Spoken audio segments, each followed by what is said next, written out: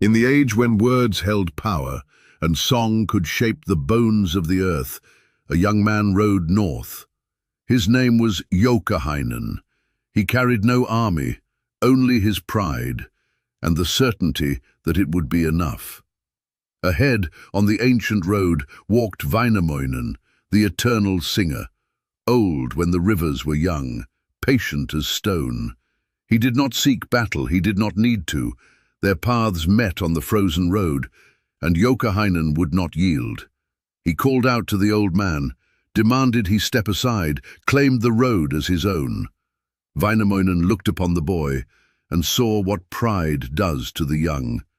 Joukahainen spoke boldly, "I know the origins of all things. I have sung since before the world was made." The old singer listened, then spoke softly.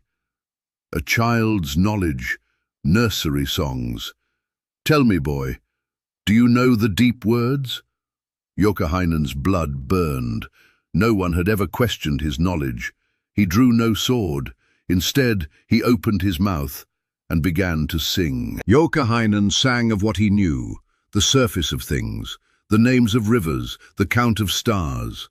His voice was strong, his words were loud, but they touched nothing. The earth did not stir. Then Väinämöinen began to sing, not loudly, not with force, but with knowing. And the earth listened. Joukahainen felt it before he saw it. Something had changed. The frozen ground began to soften. Water seeped where none had been. The marsh was coming. Väinämöinen sang deeper now, the old words, the first words, words that were spoken when the world was shaped from void, words the earth still remembered. Joukahainen's sled sank first, then his weapons, then his pride began to follow.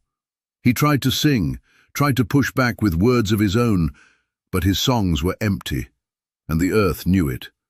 The earth opened its mouth and began to swallow.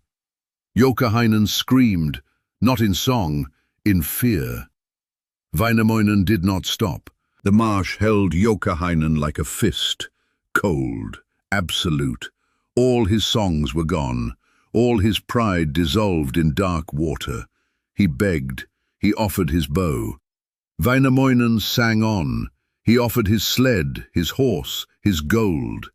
Väinämöinen sang on.